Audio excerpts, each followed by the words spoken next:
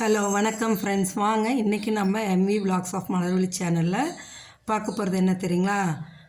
புளி சாதங்க. இந்த புளி சாதம் வந்து நம்ம புதுசாக சாதம் வடித்து கிளறது இல்லைங்க.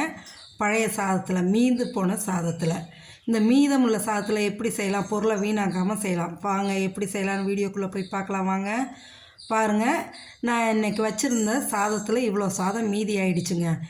இது வந்து வெயில் காலம்னா நம்ம தண்ணி ஊற்றி வச்சு பழைய சாப்பிட்லாம். மழை காலம்னா முடியாது. அதுக்கு தாங்க இது.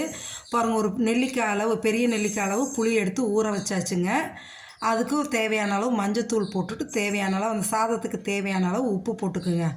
போட்டு இந்த புளியை நல்லா கரைச்சிடுங்க. கரைச்சிட்டு அந்த சாதத்தை நல்லா உதிரியாக உதுத்துட்டு வச்சுருங்க. அதில் இந்த புளியை மஞ்சத்தூள் உப்பு நல்லா கரைச்சி இந்த சாதத்தில் ஊற்றி கிளறிடுங்க. அப்படியே கையாலே அப்படியே பெசற மாதிரி நல்லா கிளறி அமுத்திடுங்க. இது வந்து நைட்டு, இப்போ நான் இது வந்து மத்தியானம் வச்ச சாதம். நைட்டு இவ்வளோ சாதம் மீதி ஆயிடுச்சுங்க. அதை வேஸ்ட் ஆக்க வேண்டாம். வெயில் நாள்னால் நம்ம தண்ணி ஊற்றி வச்சு மறுநாள் காலையில் பழைய சாதம் சாப்பிட்லாம், நல்லது. குளிர்காலம் மழை காலத்தில் யாருங்க தண்ணி சாதம் சாப்பிட முடியாது. அதுக்கு இப்படி செஞ்சுக்கலாங்க. வீணாக்காமல் சாதத்தை நல்லா கிளறி இப்படி அமுத்தி மூடி வச்சுருங்க. ஓவர் நைட் அப்படியே இருக்கலாம், ஒன்றும் பிரச்சனை இல்லை. காலையில் பார்ப்போங்க. பாருங்கள், காலையில் அப்படியே அமுத்தின சாதம் எந்த அளவு இருக்குது பார்த்தீங்களா? இது அப்படியே இருக்கட்டும். இதுக்கு ஒரு தாளிப்பு கொடுக்கணும். பாருங்களேன், ஒரு வானலை வச்சு ஒரு 4 ஸ்பூன் எண்ணெய் ஊற்றிக்கிங்க. இந்த சாதத்துக்கு கொஞ்சம் எண்ணெய் அதிகமாக ஊற்றிக்கிட்டாவே நல்லாயிருக்கும், டேஸ்ட் நல்லாயிருக்கும். அதுக்காக தான் எண்ணெய் ஒரு 4 ஸ்பூன் ஊற்றி காஞ்சதும் கடுகு போட்டுருங்க. கடுகு போட்டு நல்லா பொரிஞ்சு வரட்டும். பொரிஞ்சு வந்ததும் கொஞ்சமாக கடலைப்பருப்பு போட்டுக்கலாம். கடலைப்பருப்பு போட்டுட்டு அந்த கடலைப்பருப்பும் நல்லா வறுத்து வரட்டுங்க. கலர் சேஞ்ச் ஆகிற வரைக்கும் வறுத்துருங்க. வறுத்து அதோட வெள்ளை உளுத்தம்பருப்பு கொஞ்சம் போட்டுக்கலாங்க. போட்டு அதையும் நல்லா வறுக்கணுங்க. நிலக்கடலை வந்துட்டு வேர்க்கடலை, வறுத்த வேர்க்கடலை தான், அது ஒரு 2 ஸ்பூன் போட்டுக்கலாம். அதையும் இதில் எண்ணெயில் போட்டு வறுத்துட்டோன்னு வைங்களேன், நல்லாயிருக்கும். நல்லா ரோஸ்டட் ஆகும்போது அந்த சாதத்தில் நம்ம சாப்பிடும்போது பல்லில் கடிப்படும்போது அவ்வளோ நல்லா டேஸ்ட்டாக இருக்குங்க. அதனால் நான் ஒரு 2 ஸ்பூனு வறுத்த வேர்க்கடலையும் இந்த இதிலையே போட்டுக்கலாங்க. போட்டுட்டு இந்த இதுக்கு வந்து கொஞ்சம் காரம் அதிகமாக இருந்தால் நல்லாயிருக்கும் இந்த புளி சாதத்துக்கு.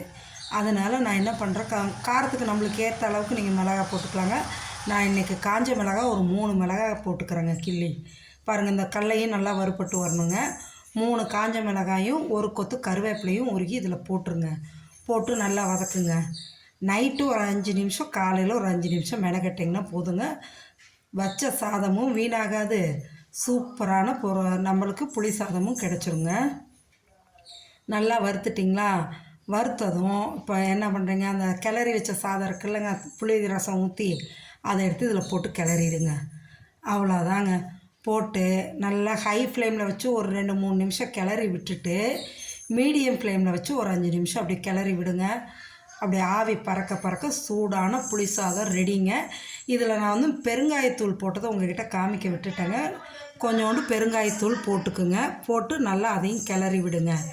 கிளறி விட்டு ஒரு 5 மினிட்ஸ் மீடியம் ஃப்ளேம்லேயே வச்சு அமுத்தி கிளறி விட்டுட்டிங்கன்னா இந்த புளி சாதம் இன்றைக்கி ஹோல்டே இருந்தாலும் கெட்டு போகாது சாதம். நம்ம நல்லா சாப்பிட்லாங்க. சைட் டிஷ் எதுவும் தேவையில்லை, ஊறுகாய் இருந்தால் போதும், வேறு எதுவும் தேவையில்லை, அப்படியே சாப்பிட்லாங்க.